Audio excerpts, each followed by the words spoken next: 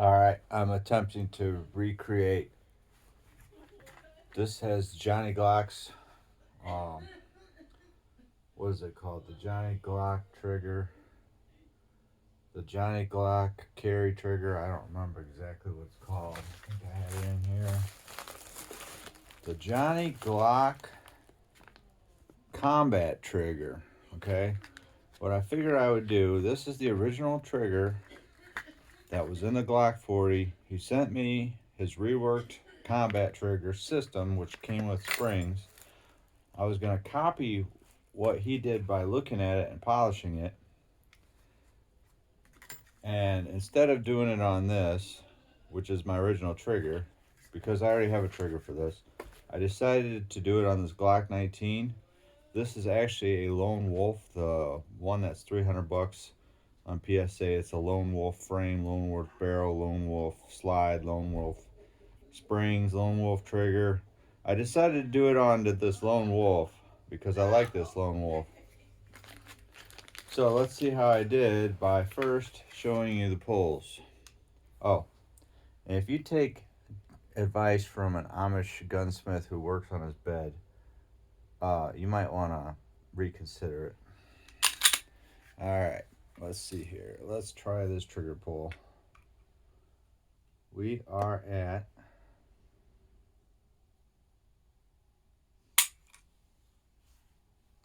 just under 5.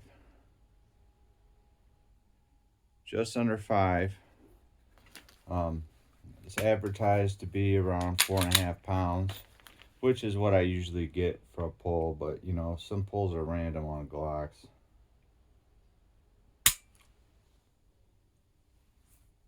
4 3/4, between 4.5 and 5.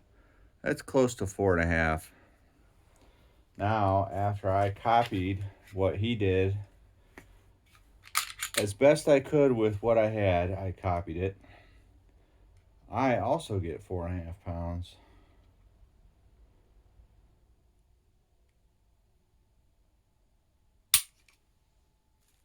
And that one came up just like Johnny Glock's, almost 5.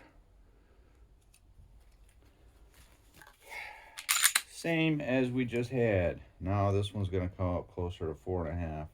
Watch.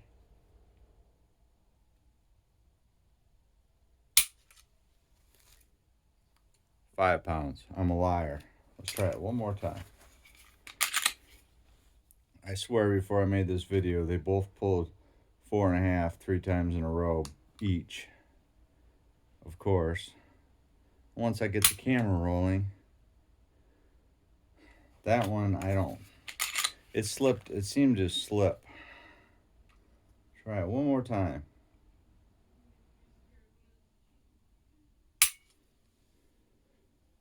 There you go. That's what I was getting. 4.5. That's what I was getting for both of them. So I feel like I did a good job. Now, as far as the trigger goes, he put an over travel screw in here. I can't go that far. That is why his trigger never travels out, but it hits the wall right away because it can't go out because there's a set screw he put in here, which he just sell the trigger with the set screw if I wanted to buy one. It's cheap. But you get right to the wall and the break is right away. Reset is exactly the same as a regular Glock, but you're on the wall, and the wall doesn't have nearly as much mush to it. I think it has to do with how he polishes everything, because I've been able to get the same thing on here now, except for I have the all that take up. But when I finally get to the wall, it's a crisp break now. It was a rolling break. Reset. I'm on the wall. So it's much better than it was, and I'll show you what I did right now.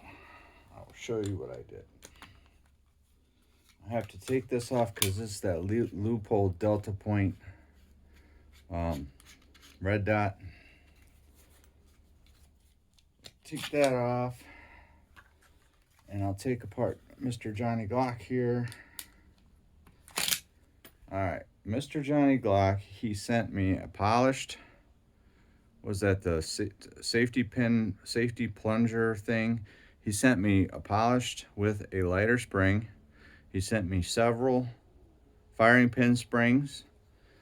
So what I did was, I found in my bin of parts this Ghost spring kit, which has a lighter spring. And I put into my version, I found a polished, I already had a polished disengager safety, whatever that is, safety pin, safety, whatever it is. I found the lighter spring, I had that, and then I put the lighter Ghost spring in here. So I have the same springs in both of them on the top. They're both polished. Then I looked at everything. I took his whole trigger out and I looked at everything he polished. And he really gets in there, and most of it is on the, what do they call that?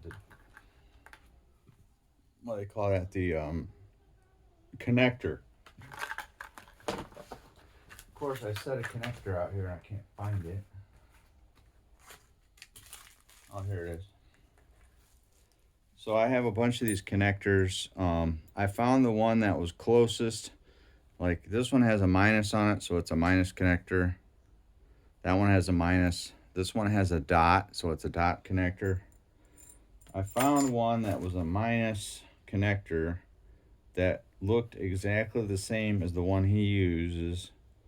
But I think he polishes it so clean that the minus comes off of it. So what I did was, I polished all the areas that he polished. It's way down in here. Once you take it out, it's easy to see.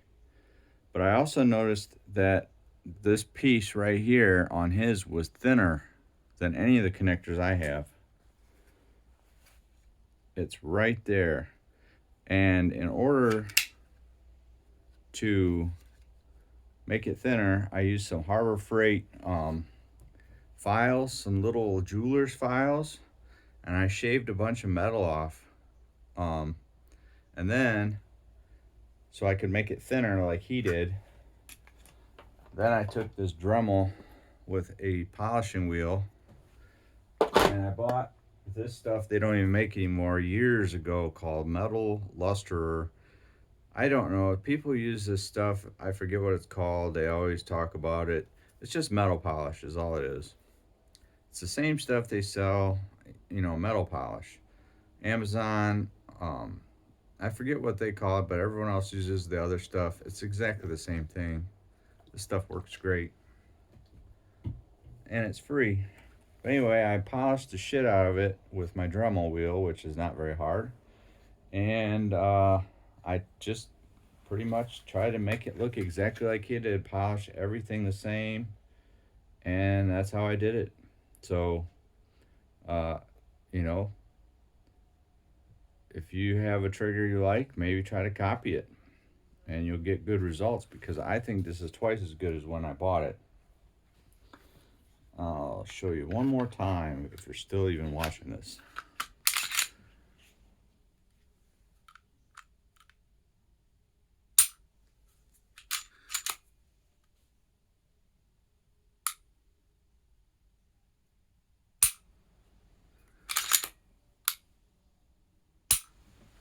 And we'll show you Johnny Glocks one more time.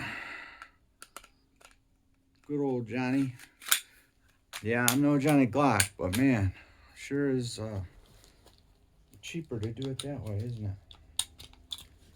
Helps if you push the spring back where it goes before you try to put it on.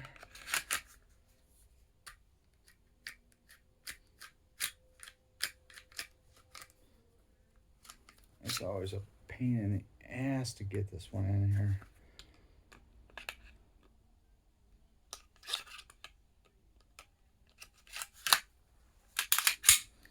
Johnny Glocks. There's hardly nothing. right on the wall. But you see, you still have, it's not like a 1911, you still have a little bit in here. Kind of like a CZ, you can never get every bit of slop out of there. There's still just a little bit. That's why I like Berettas with that Langdon trigger bar. See, there's a little bit, even in mine and Johnny's, even once you get on the wall, it seems like mine's almost better than John's, but there's a little bit right there. It's the only thing that I think you can't ever get rid of on a Glock. That's why people like the Canic and the Walther, but it's very good. I like it. Thank you for watching.